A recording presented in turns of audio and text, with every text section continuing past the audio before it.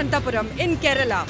Right now, we are in a place where Union Minister Rajiv Chandrasekhar, who is the BJP's candidate from Thiruvananthapuram, is about to hold a roadshow.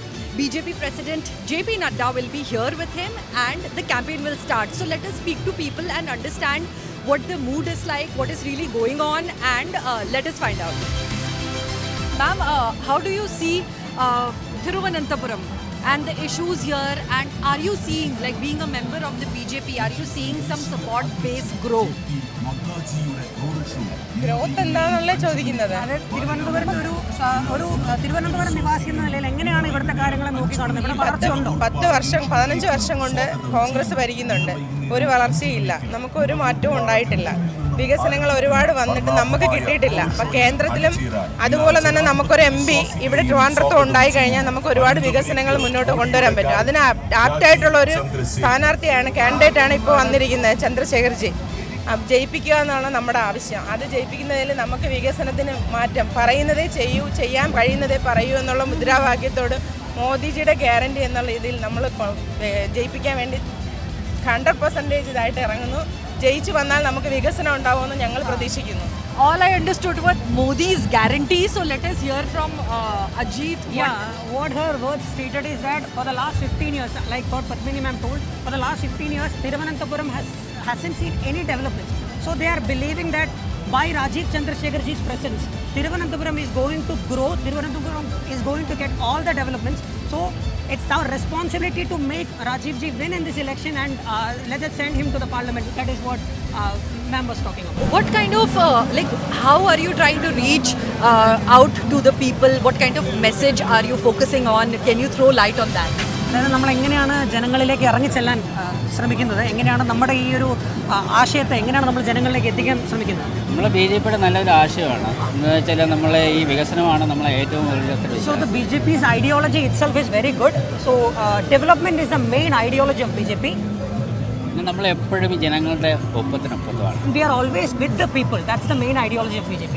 നമ്മൾ ജനങ്ങൾക്ക് വേണ്ടിയിട്ടാണ് BJPയുടെ ഒരു പ്രവർത്തനം നടക്കുന്നത്. BJP is working only for the development of the people. Can you tell us, you have turned up here to support Rajiv Chandrasekhar ji. How do you see this entire campaign? അതായത് ഇവിടെ വന്നേക്കുന്ന Rajeev ചന്ദ്രശേഖർജിയെ support ചെയ്യാൻ വേണ്ടിയിട്ടാണ്. എങ്ങനെയാണ് ഇത് കണ്ടിട്ട് എന്ത് തോന്നുന്നു? നല്ലൊരു വിജയം ഉണ്ടാവും എന്നുള്ള പ്രതീക്ഷയാണ് നമുക്കുള്ള എല്ലാവർക്കും ഉള്ളത്. He's expecting a prosperous win for Rajiv Chandrasekhar ji. എന്തുകൊണ്ടാണ് അങ്ങനെ ഒരു വിജയം ഉണ്ടാവുന്നത്? നല്ലൊരു വ്യക്തിയല്ലേ, ഒരു വ്യക്തിക്കല്ലേ vote ചെയ്യാവുള്ളത്. He's saying he's a very good personality. We'll only vote for such a good personality.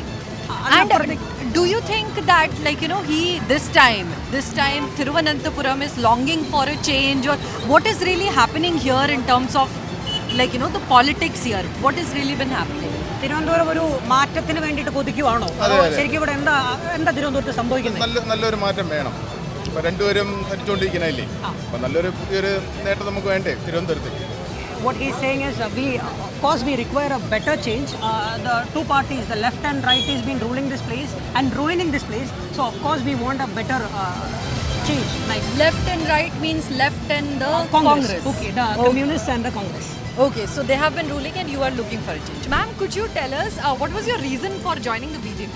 മോദിജിയുടെ വികസന പ്രവർത്തനങ്ങൾ മനസ്സിനെ ഒരുപാട് സ്വാധീനിച്ചു. മാത്രമല്ല നമ്മുടെ ഭാരതത്തിൻ്റെ ഇന്നത്തെ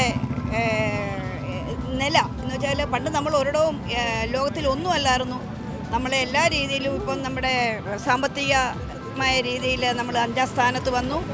ഒരുപാട് ജനങ്ങൾക്ക് വേണ്ടിയിട്ട് ഒരുപാട് കാര്യങ്ങളാണ് ചെയ്യുന്നത്.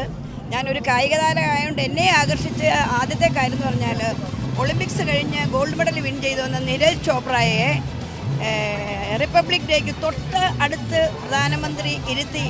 അത് ഭയങ്കര ഇന്ന് വരെ നടക്കാത്ത ഒരു കാര്യമാണ്. നമ്മളുമൊക്കെ മെഡലുകൾ ധാരാളം മേടിച്ചിട്ടുണ്ട്, ഒരു പ്രധാനമന്ത്രിയെ ഒന്ന് വിളിച്ചു പോലും ചോദിച്ചിട്ടില്ല.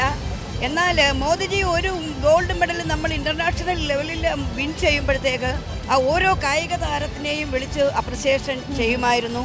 പിന്നെ PM പദ്ധതികൾ, ഒരുപാട് പദ്ധതികൾ പാവങ്ങൾക്ക് വേണ്ടി, ഗ്യാസ് കണക്ഷന്, വെള്ളത്തിൻ്റെ കണക്ഷന്, വീടില്ലാത്തവർക്ക് വീട് സഹായം, ഗർഭിണികൾക്കുള്ള സഹായം, അങ്ങനെ നിരവധി സഹായങ്ങൾ പാവപ്പെട്ട ജനങ്ങൾക്ക് വേണ്ടി കൊടുക്കുകയാണ്. അതുപോലെ തന്നെ നമ്മുടെ കേരളത്തിലും നമ്മുടെ ഇവിടുത്തെ നേതാക്കളൊക്കെ വളരെ നന്നായിട്ട് നമുക്കറിയാം വർക്ക് ചെയ്യുന്നുണ്ട്. ഇപ്പോൾ എല്ലാത്തിനും ഒരു വലിയ മാറ്റം വന്നിട്ടുണ്ട്. നമുക്ക് കേരളത്തിൽ BJP ജയിക്കണം. സെൻട്രലിൽ ഇപ്പം നമുക്കറിയാം സെൻട്രലിൽ കണിശമായിട്ടും BJP ഗവൺമെൻറ് വരും. നമുക്കിവിടെ നമുക്ക് സീറ്റുകൾ വേണം. നമുക്ക് മോദിജി ഗവൺമെൻറ്റിൻ്റെ ഒരു നോട്ടം നമുക്ക് ഉണ്ടാകണം. നമുക്ക് ഒരുപാട് കാര്യം ഇവിടെ ഒരുപാട് പ്രശ്നങ്ങളുണ്ട്. തീരദേശത്താണെങ്കിൽ ഒരുപാട് വിഷമം അനുഭവിക്കുന്നുണ്ട്. കടൽ കയറുന്നുണ്ട്, വീടില്ലാത്തവരുണ്ട്, അവരുടെ മക്കൾക്ക് പഠിക്കാനായിട്ടുള്ള അസൗകര്യങ്ങളുണ്ട്, അവർക്ക് വലം മേടിക്കാൻ പൈസയില്ല, ബോട്ടിനടിക്കാൻ പൈസയില്ല, മണ്ണെണ്ണ പോലും കിട്ടും. What she actually saying is Modiji's ideas have influenced her a lot. We know that before 10 years, India was nowhere in the world. Okay, India's ranking and India's space in the world has increased. And also she's a sports person and she's very happy to have a Prime Minister like Shri Narendra Modi ji. And she mentions two, three things, especially the case of our Olympian Neeraj Chopra. After winning the medal, Prime Minister have given Neeraj Chopra the chance, not just a chance, he have invited Neeraj Chopra for a private meeting, and above that he have given a special space even in the Republic Day ceremony as well. Above that, Modiji's policies in Kerala are very huge. She have specially mentioned the policies that have included the women community, the ladies, the pregnant ladies have got enough and more amenities from the central government. And above all, looking into the seashore areas, the fishermen, they are also getting enough and more amenities like the fishing nets, the subsidies and all those things. So the recognition that they are getting now is from the part of the central government. Before 10 years, they were not getting any recognition.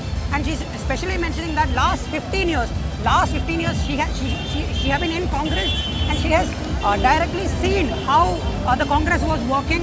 There are no developments, no steps and no initiatives for the development of the people. That has been specially mentioned by Padmini Ma'am.